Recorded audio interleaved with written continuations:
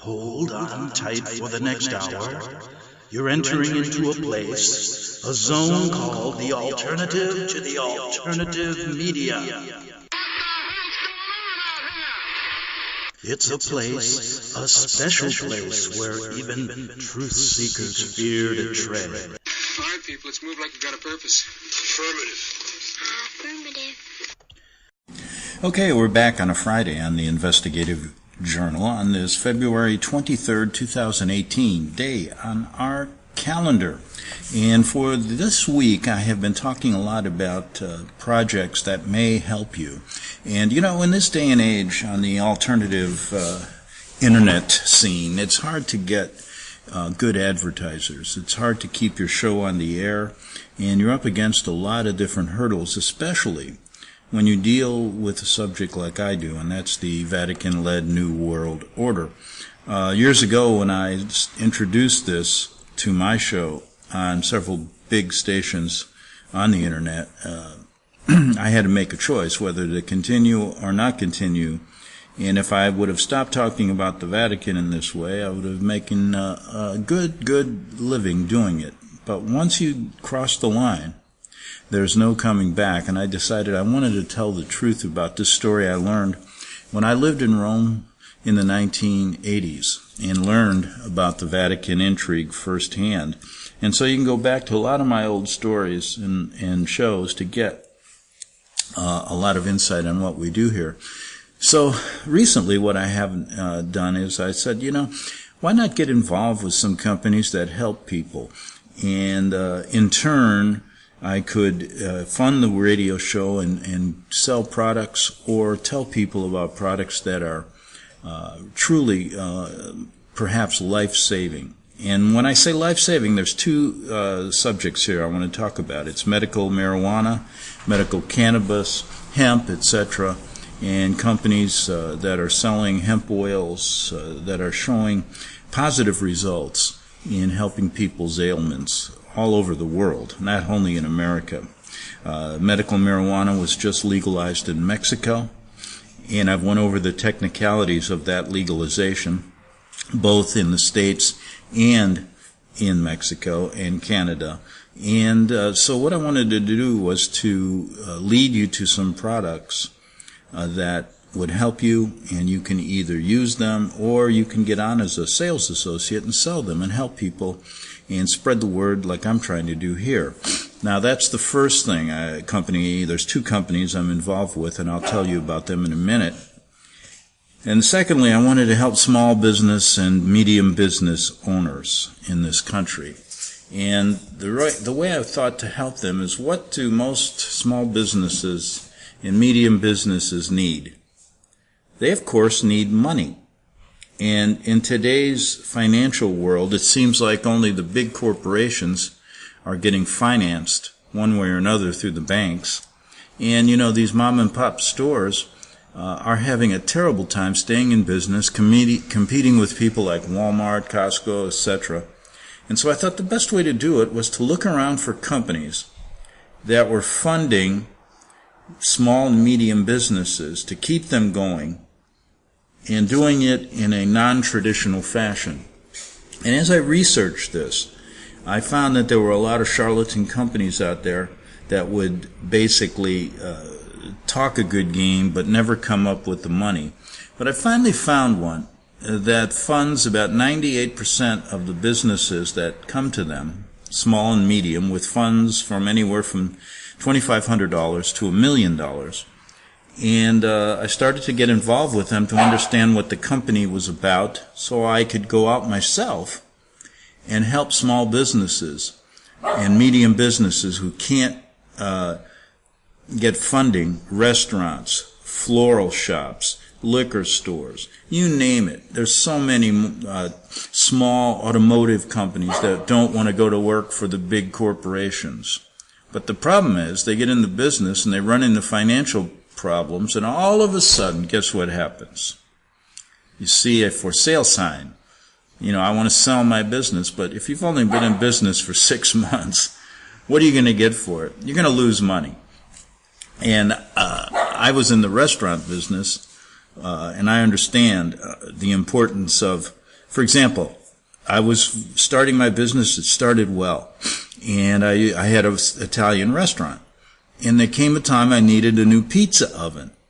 And my goodness, I was just paying, I just was in the business 3 months. I had a payroll to meet every week, people that relied on, the money they made for coming in and working. And I was up against the wall. I went to the bank, and the guy looked at me like I was an alien from another country. What are you talking about? We can't give you, well, I thought, you see the restaurant there? In fact, I bet you a lot of the bank employees come and eat there. Well, you haven't been in business long enough. You're too big of a risk. I said, well, who do you give money to? Well, he said, I give money to people who have money. And I said, well, why are they coming if they have money? Shouldn't you be helping the people that need the money? And so you know what I'm talking about. So I found a non-traditional way to do it. People in a company called Mom and Pop Merchant Funding, and they provide unsecured loans. And basically, in California, it's called a loan. In the other states, it's called, basically what they do is they say, listen, we need to talk to you about, they do a checkup. You need to show 3 months of bank statements, be in business for at least 6 months, and et cetera, check that you are a legitimate business. Now, you can be online now or a brick-and-mortar company, and you go through this process, and basically what they do is then they take out a small percentage. It varies. The interest rates on these are anywhere from 8 to 38%, depending on you. And what they'll do is they'll take so let's say you take out a $10,000 loan, and the worst case scenario, you're at 30%. You're going to pay back $13,000, and they take a small portion of money out of your receipts daily or weekly to make sure you pay, which you should do, and once you pay off the $13,000, you're done. For example, let's say you run into hard times for 2 or 3 months, and there's a fire. You close your business down. They will wait and not raise the rates at all. So it's a strict, percentage and a fixed rate. And it's a decent company. When you need money, I tell you, if I'd have known about this company when I needed the pizza oven, I would have done it. Because I needed the money then, and the banks were not going to give me $15,000 for a new pizza oven. I had to settle on a used oven that was a pain in the neck. And I ended up spending about $9,000 to get it there, and I just made payroll. Luckily, I had a good week in the restaurant, and it was just very stressful, right? Now, this company's called Mom and Pop Funding, or Merchant Funding. You can get a hold of them through me at greganthonysjournal.wordpress.com, or call me at 619-375-1228, or you can email me at gregbeacon, that's GregBeacon, @gmail.com, and I'll give you the straight and narrow. And in the future, I'll give you the website that I'll have, and also if you need to talk about, it's a simple process. It's very simple. The company is good, and their 2 main maxims are this: they get you the money, and they get the people that work for them the money very quickly. And I wasn't going to get involved with a company that didn't do that. So if you're looking for money, you're a businessman, you're a small businessman, businesswoman, and you need cash, and the banks are turning their back on you, check this company out, Mom and Pop Merchant Funding, and say that Greg sent you, okay? And they'll give you a good second look, first look and a second look, if they know that you're coming from me and this show, okay? Because we're spreading the word as best as we can to help small businesses in a day where we're going to see that's all we talk about in this show, is the one world order, the huge corporations taking over the world, working with all these spiritual and political organizations worldwide. And guess who gets left behind? The small and medium businessman. Now, let's get back to medical marijuana and these 2 companies that I represent. I want the listeners here to be the first to get an opportunity to work at home and also get the opportunity to use these products if you have certain ailments, fibromyalgia, other things that are bothering you. It can help out. And please pay attention because it's a good time. It's going to be a huge industry. It's just getting off the ground in most states and in Mexico and Canada. And I work with a company called Changing the Future Outcome. And it's a huge company now, headquartered in California, providing the best quality organic, non-GMO, pure hemp oil products on the market. Demand is going through the roof right now, so get involved. And you can either get involved by using the products, buy them through me, of course, if you listen to the show. And if not, if you don't want to use the products, you can get involved selling them, like a lot of people I know. And you can go to that website, which is CBD Healthy Living Products.myctfocbd.com. I put the link on my website at Greg Anthony's Journal in one of my posts, .wordpress.com, so you can get it there. So what I thought I'd do today, okay, go to that. Now I'm also involved with another company that sells just 5 good hemp oil products, and that's called HPD Life. And you can get a hold of them through me, through my phone numbers.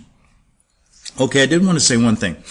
I'm going to be taking, I used to take calls, I used to do 4 hours of radio a day for years and take calls in at least 1 or 2 of those hours daily.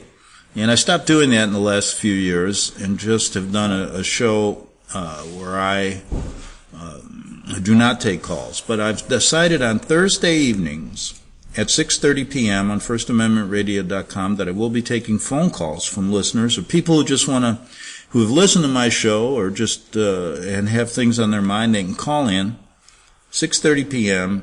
And the number is going to be 619-202-4660. You can use your cell phone, your app phones, like Line 2 is a good app. If you're ever looking for a good phone app and a good phone number, Line 2 is really good. And it's cheap. I think it's about $90 a year. And then also Skype. So 619-202-4660. Write that down, 6:30 next Thursday. First show, and I'll do it every Thursday for a while. And if I don't get any calls, I'll stop doing it. Simple as that. So, what I thought I'd do today, I looked for some documentaries on medical cannabis and things that, I may have missed in talking about this over this week. And in this myth-shattering, information-packed documentary, you learn from physicians and leading researchers about medical cannabis and its demonstrated effects on human health.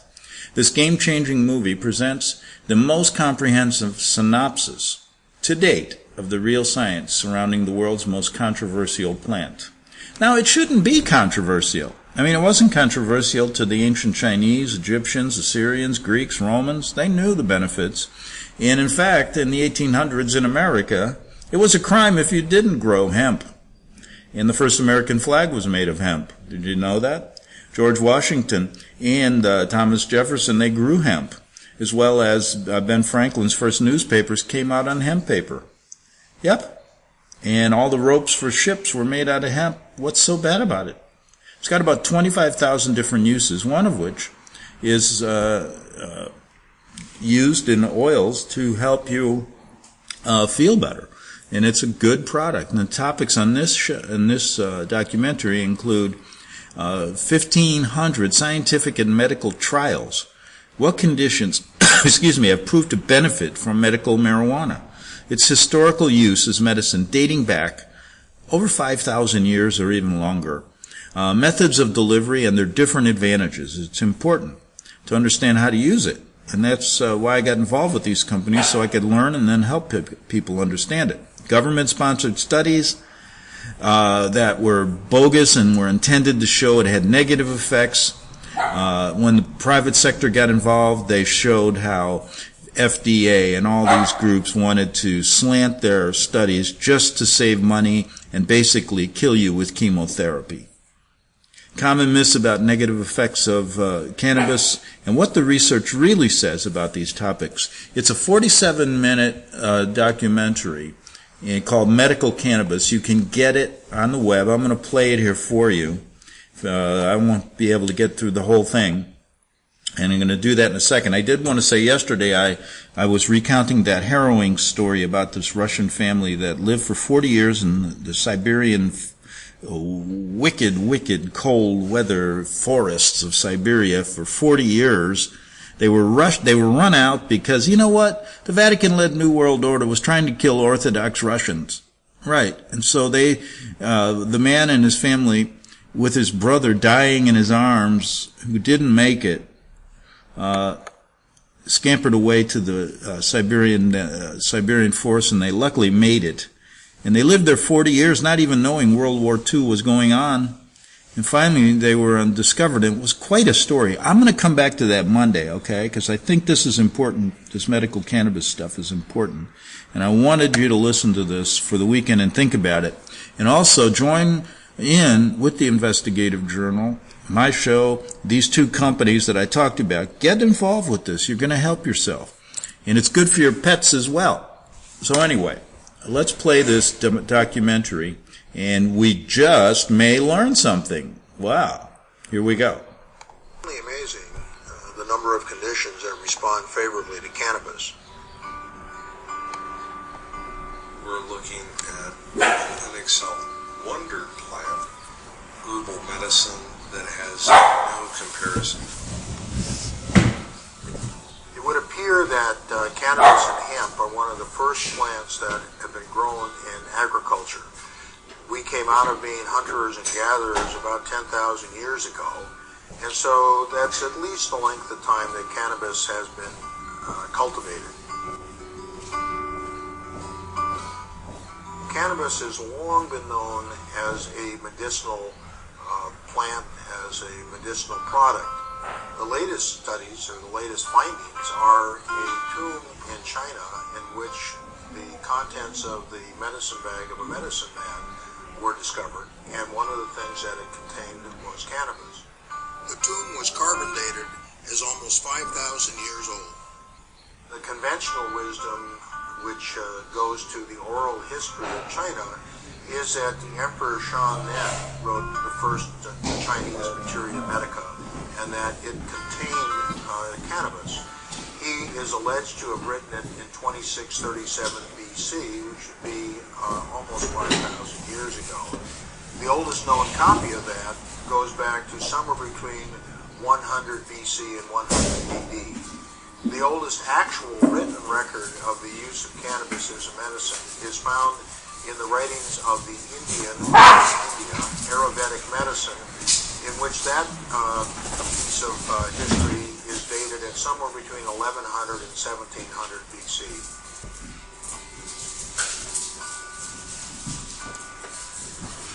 Cannabis is found in every major materia medica that has ever been written. That includes the Ebers Papyrus from Egypt.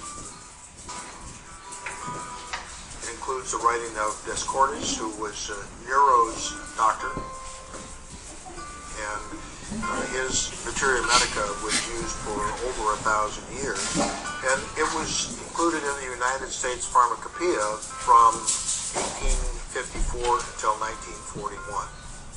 Marijuana has been a medicine for a lot longer than it hasn't been a medicine.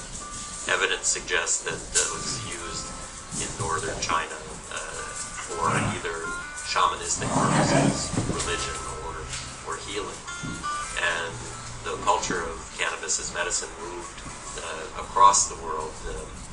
India was very big in the use of marijuana, and it was from India that W.B. O'Shaughnessy, who worked for the British East Indies Company, picked up cannabis and brought it to the United Kingdom, where apparently it was Queen Victoria's favorite treatment for her menstrual cramps. Ultimately, it came to the U.S., and in the early part of the 20th century, most of the major drug companies in this country were actually producing cannabis medicines.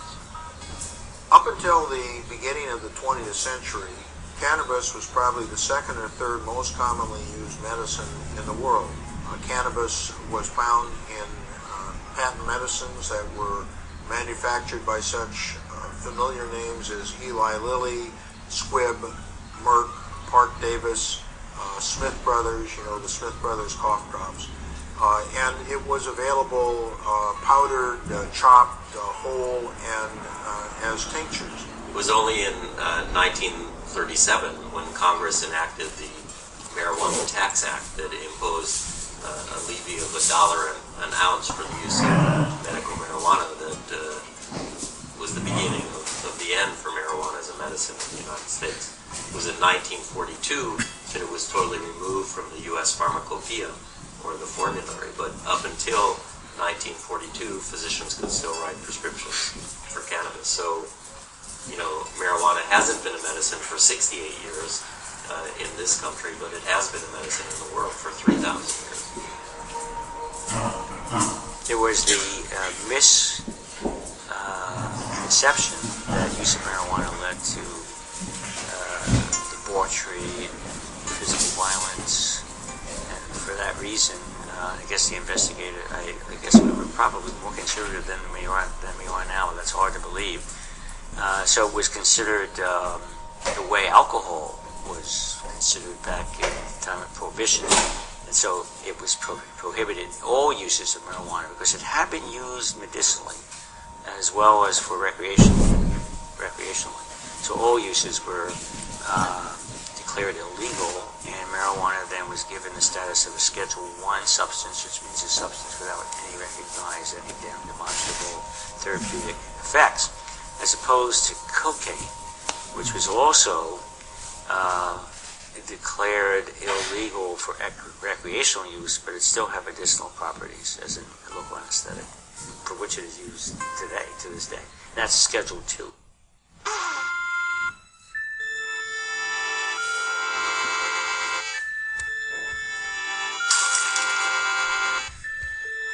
Now, Schedule I is a category of drugs not considered legitimate for medical use. Schedule II is a category of drugs considered to have strong potential for abuse or addiction. When the Marijuana Tax Act was passed in 1937, immediately Fiorello LaGuardia, who was the mayor of New York, established an august body of scientists to investigate whether the claims that marijuana use was going to increase mental illness and crime in the United States were valid. And the LaGuardia Commission report was issued in 1942, and they concluded that marijuana was a good medicine, and that the claims that its use would increase crime and mental illness were unsubstantiated. Prohibition cannot be enforced for the simple reason that the majority of American people do not want it enforced and are resisting its enforcement. That being so, the orderly thing to do under our form of government is to abolish a law which cannot be enforced, a law which the people of the country do not want enforced. That sentiment was repeated in 1972 when the Nixon Marijuana Commission wrote their report. This was in the face of the admonition by President Nixon that they not recommend the legalization of cannabis for recreational use. Oh, there is a commission that is supposed to make recommendations to me about this subject. The recommendation of the commission in its first report is that we do not feel that private use or private possession in one's own home should have the stigma of criminalization, that people who experiment should not be criminalized for that particular behavior. Every 10 years or so, our government has sponsored another look into marijuana as medicine. The last one actually now being 1999, when the Institute of Medicine did it, and every 10 years, these august bodies come up with the same conclusion. Okay, I'm going to have to take a break. We'll continue with this medical marijuana documentary on the First Amendment radio station in 3 minutes on the Investigative Journal.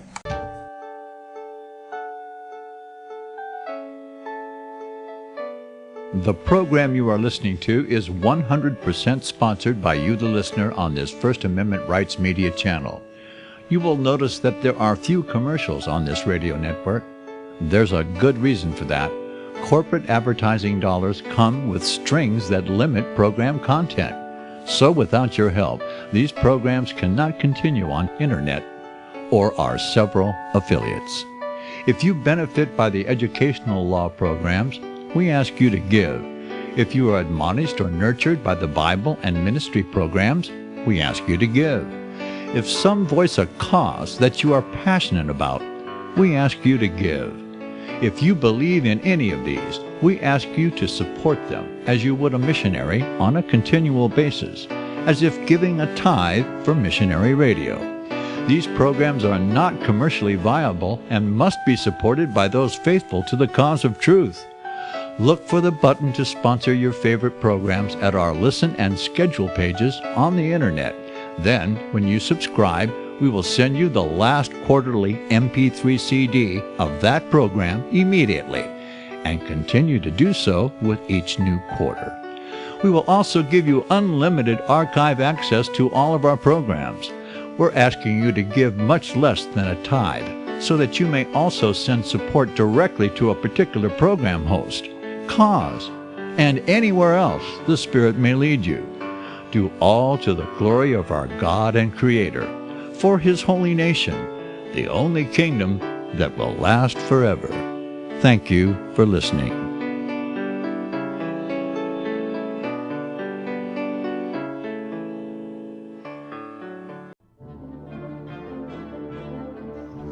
Visit crosstheborder.org, C-R-O-S-S, crosstheborder.org, to get your print, EPUB, or PDF version of Nicholas Arthur's new book titled When the Third Temple is Built. That's crosstheborder.org. When it comes to prophecy today, much of the evangelical Christian world has their eyes on Israel, waiting and watching to see when the third temple will begin to be built. The plans are drawn. The Jewish people are eager. Most evangelical Christians today believe that the rapture will happen before the third temple is built. Hi, I'm Michael Eugene. I was taught that Daniel's 70th week was in the future. Is that really what the Bible teaches? Have we searched the scriptures and found this to be true? Why is it so important for a re-established Israel to build a third temple in Jerusalem? Is it necessary to build a temple on the same location already occupied by the Dome of the Rock? Is it necessary for sacrifices to take place in the temple on Temple Mount? Is there really a rapture followed by 7 years of tribulation? What is the New Testament temple? Can we identify history and prophecy? Who is the first beast in Revelation chapter 13? Who are the 7 kings in Revelation 17? I have asked all these questions, and I have found Nicholas Arthur's new book, When the Third Temple is Built, answers all these questions and more using Scripture to interpret Scripture. The Bible says that no prophecy of Scripture is of any private interpretation. Nicholas shows us in his new book, When the Third Temple is Built, how the Bible interprets prophecy and not man's private interpretation. Visit crosstheborder.org, C-R-O-S-S, crosstheborder.org, to get your print, EPUB, or PDF version of Nicholas Arthur's new book titled When the Third Temple is Built. That's crosstheborder.org. The following program is labeled dangerous and off limits by the supreme Jesuit command. But stand tall, people. Listen up, and you may just learn something. Oh, dear Lord Jesus, this ain't happening, man. This can't be happening, man. This isn't happening. Okay, we're back for the second half hour of the Investigative Journal, and wasn't that interesting, some of the information that just came out regarding how American drug companies like Eli Lilly and other major companies produced cannabis products to help people, as late as in the 1930s, and all of a sudden now it's terrible? Come on. And the ancient people have known its benefits for 5,000 years. And wow, that speech by Mayor LaGuardia in the 40s saying most of the people in America want this legalized. Why isn't it legalized? Crazy. Well, you know why. Because the drug companies do not want you to use it and cure yourself. They want you to come to them so they can kill you quicker with high-priced with high-priced drugs. That simple. Let's get back to this cannabis documentary. Very interesting.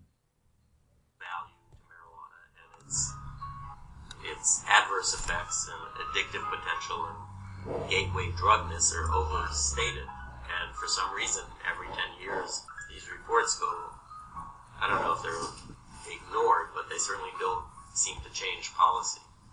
In 1974, a fellow with glaucoma who was going blind named Robert Randall was arrested for possession of marijuana. He had found that using the marijuana had diminished the symptoms that he was having. And it was later found by both Johns Hopkins and the Jules Stein Eye Institute that this was the only thing to preserve his eyesight. And the federal government agreed to provide Mr. Randall with marijuana for medical purposes. He had made an agreement, or the government thought he had made an agreement, not to tell anybody about this. Well, as soon as it happened, he told as many people as he could, and began to spread the word, and people began to apply for this program, which was called the IND program. At one time, there were as many as 15 Americans who were receiving 300 hand-rolled marijuana cigarettes a month from the federal government. And there were another 35 people who approved for the program. In 1989, the first Bush administration decided that they knew this. They were concerned that too many people were applying for the program, and if too many people got on it, the public might get the, quote, wrong idea that marijuana actually had some medical value, which it actually does have some medical. Just prior to that time, in 1988, the Chief Administrative Law Judge of the Food and Drug Administration issued a ruling recommending that marijuana be rescheduled from Schedule 1 to Schedule 2. In his ruling, he found that marijuana was one of the safest therapies known to man, and he stated that it was safer than eating those. So I've always been very careful about the number of potatoes I've eaten. Marijuana was widely used in the 19th century for the treatment of asthma. And in the 1970s, we found that marijuana has a bronchodilator effect. It's because of the THC in marijuana. First of all, let's compare and contrast marijuana with the other, even more widely smoked substance in our society, tobacco.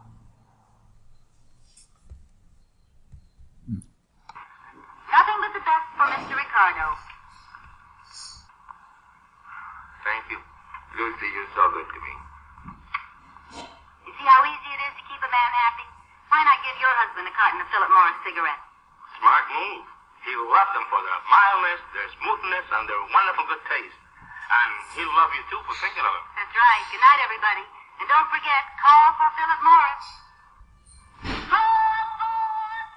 We know that if you analyze the contents of tobacco and marijuana, they're quite similar. The major difference is that tobacco contains nicotine, not found in marijuana, and marijuana contains THC and about 60 other THC-like substances called cannabinoids, not found in tobacco.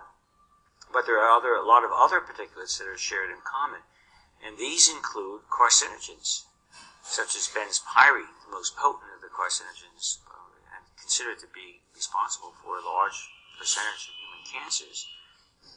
Benzpyrene is found in 50% higher concentration in marijuana smoke than in the smoke from a comparable quantity of tobacco.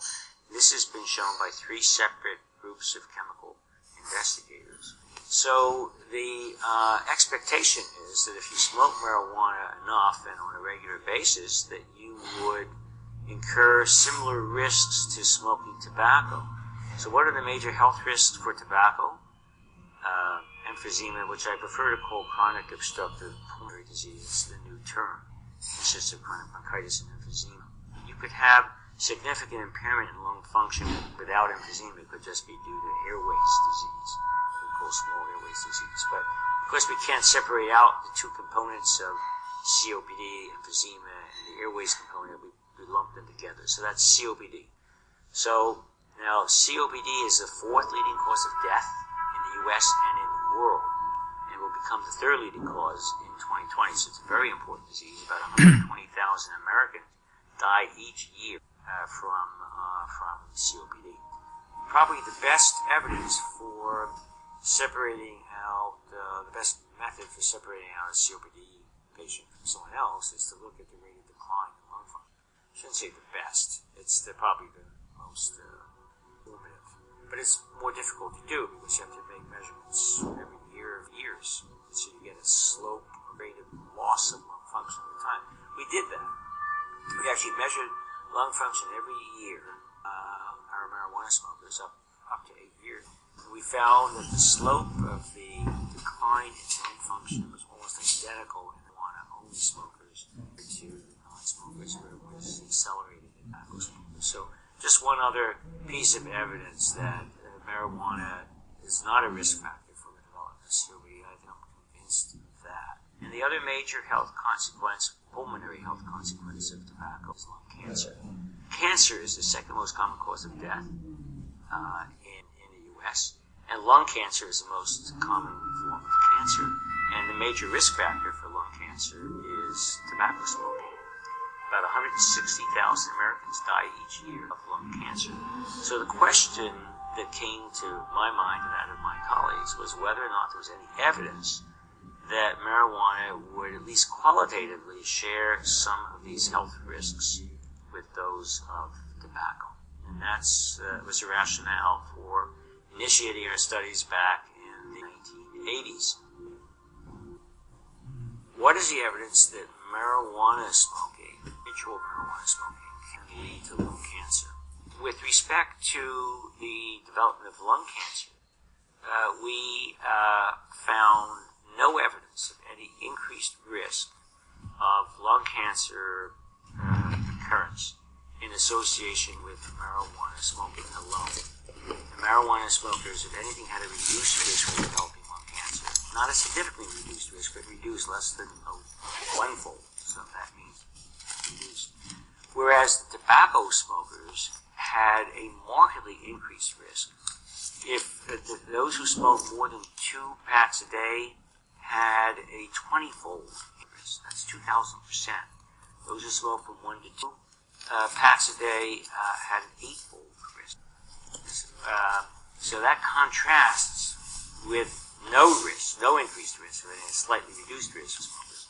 THC actually has an anti-tumor. And these are studies that were done both in experimental animals and in cell culture systems, and for different kinds of cancer.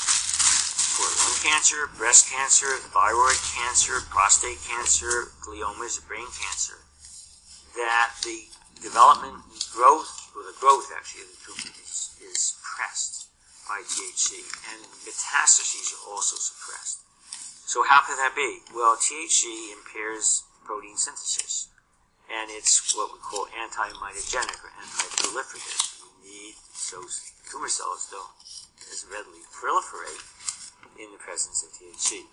They're also anti-angiogenic, so they interfere with the growth and development of new blood vessels that are necessary for metastatic spread.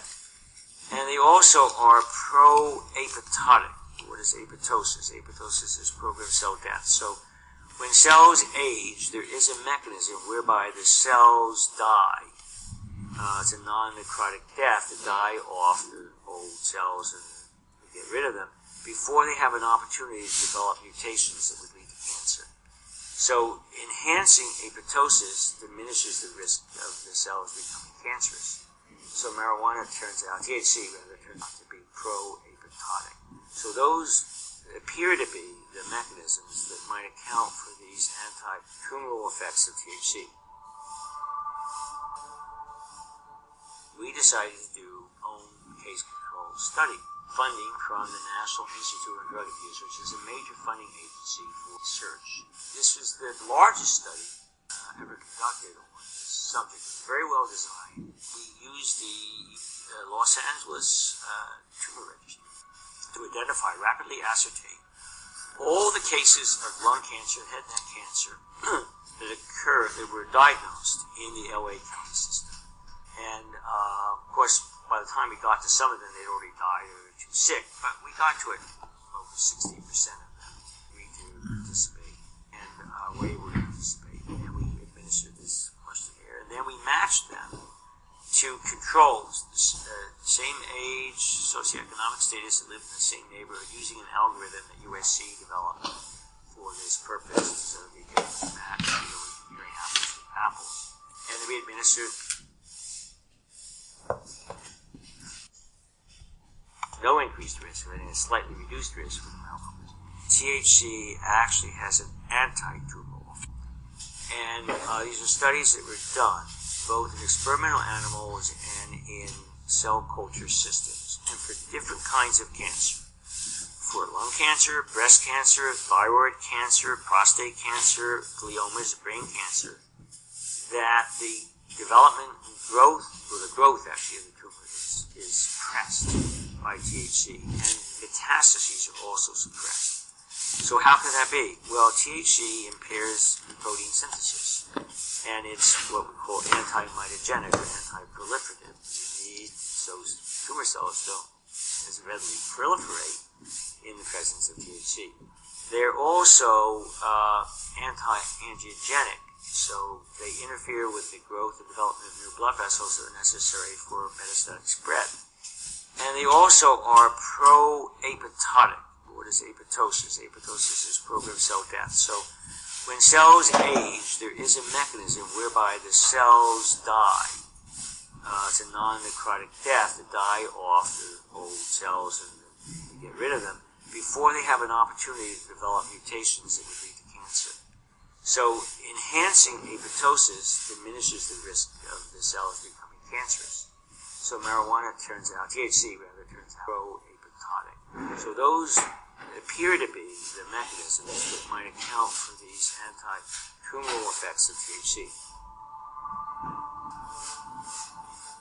We decided to do our own case control study, funding from the National Institute of Drug, which is a major funding agency in wine-related research. This is the largest study ever conducted on this subject. It's very well designed.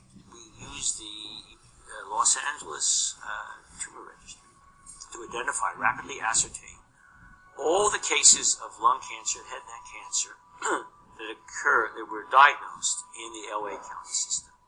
And of course, by the time we got to some of them, they'd already died or were too sick. But we got to it, over 60% of them agreed to participate, and were able to participate. And we administered this questionnaire. And then we matched them to controls, the same age, socioeconomic status, and live in the same neighborhood, using an algorithm that USC developed for this purpose, so that we could match apples with apples. And then we administered this detailed questionnaire that included frequency questions, occupational history, all kinds of things. We also did molecular, we got a buccal smear so we could look at the DNA of cancer. So what we did was to recruit smokers, heavy smokers of marijuana, at least a joint a day for a week, and it ended up that the average smoker of marijuana whom we recruited smoked 3 joints a day for about 15 years. And that's really also required that they smoke that much for 5 years. But on the average, they smoked 3 joints for 15 years. So that's about 45 to 50 joint years. A joint year is the number of joints smoked times the number of years smoked.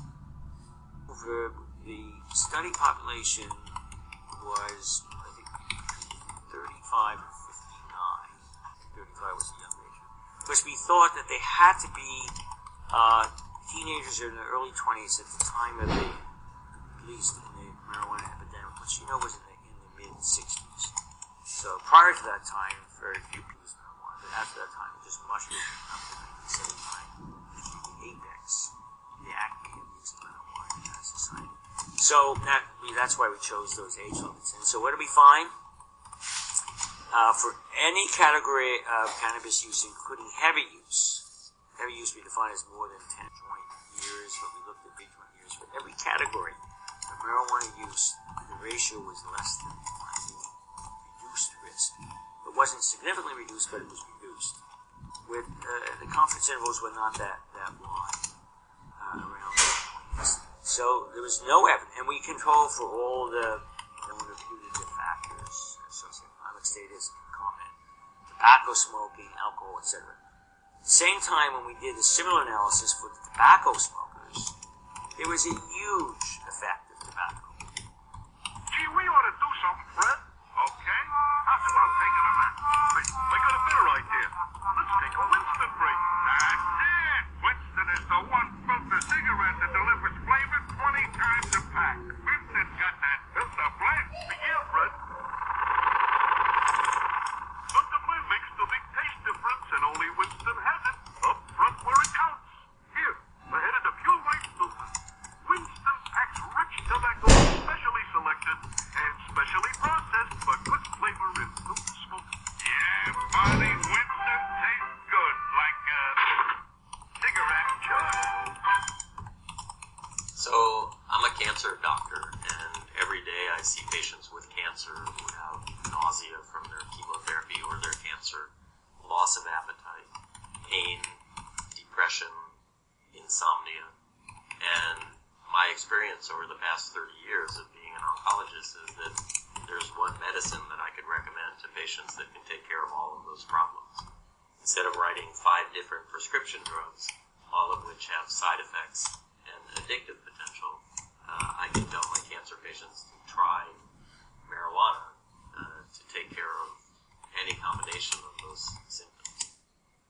The first study that I really wanted to do was in patients with the so-called AIDS wasting syndrome, which was something we saw before the availability of active antiretroviral drugs, and patients with HIV infection just wasted away. They lost weight, they got diarrhea, and dronabinol, delta-9 THC, became available to help those patients increase their appetite.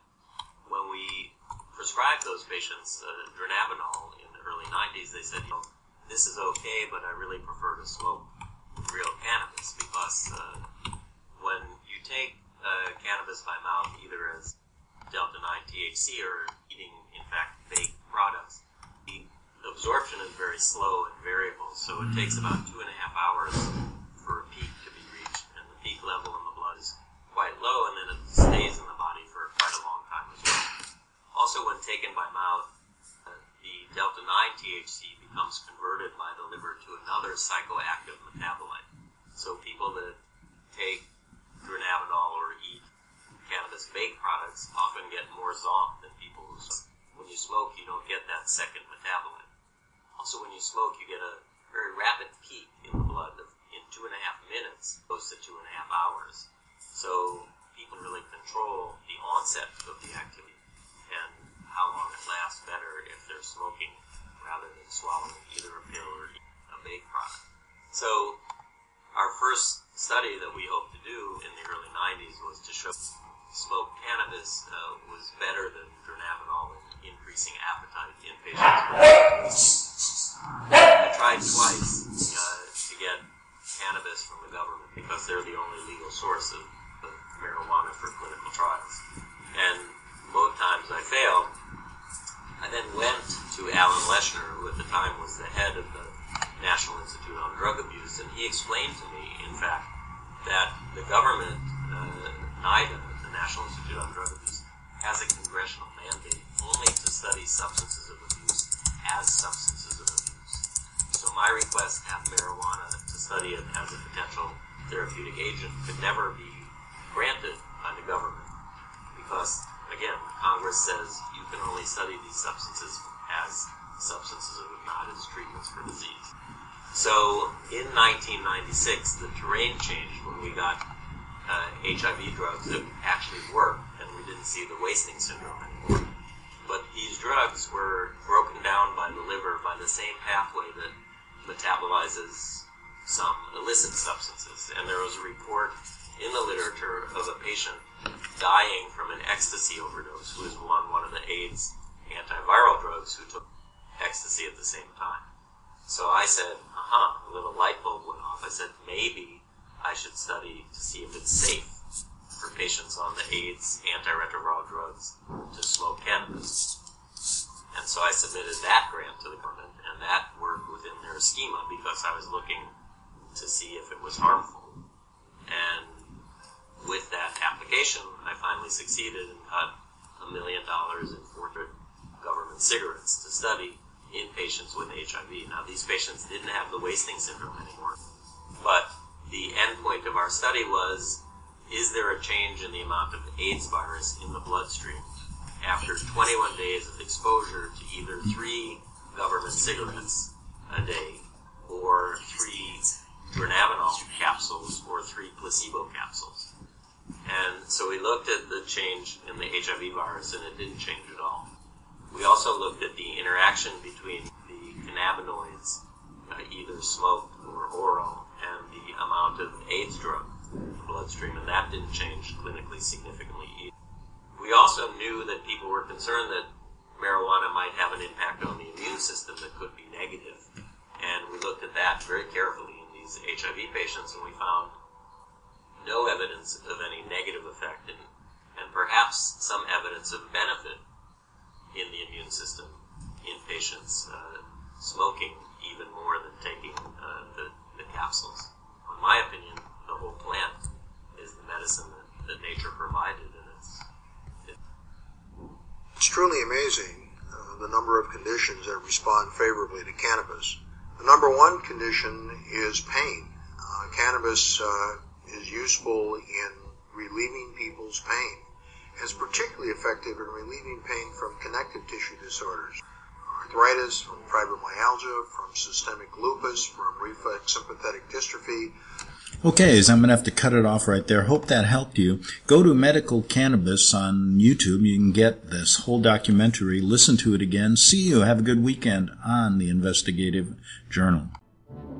The book of Revelation says, the spirit of prophecy is the testimony of Jesus Christ. This is at the very heart of FirstAmendmentRadio.com. In that spirit, we have created the Prophecy Reality News app for all of your mobile devices, streaming First Amendment Radio 24 hours a day, 7 days a week. Available for your Apple, Android device, and smartphone, absolutely free. Get the Prophecy Reality News app installed today so you can listen to First Amendment Radio wherever you are. The Prophecy. Since the beginning of time, kings have sought it, nations have fought for it. It has been traded, it has been borrowed, it has been purchased, it has been stolen. There's a reason for it. To secure the blessings of liberty to ourselves and to our posterity. Invest with the security of gold and silver. Call Discount Gold and Silver Trading at 1-800-375-4188 or visit discountgoldandsilvertrading.net. Listen to Financial Survival with your host Melody Cedarstrom right here on FirstAmendmentRadio.com at 4 p.m. Eastern or 1 p.m. Pacific Time. Visit discountgoldandsilvertrading.net or call Discount Gold and Silver Trading at 1-800-375-4188. Toll free 1-800-375-4188.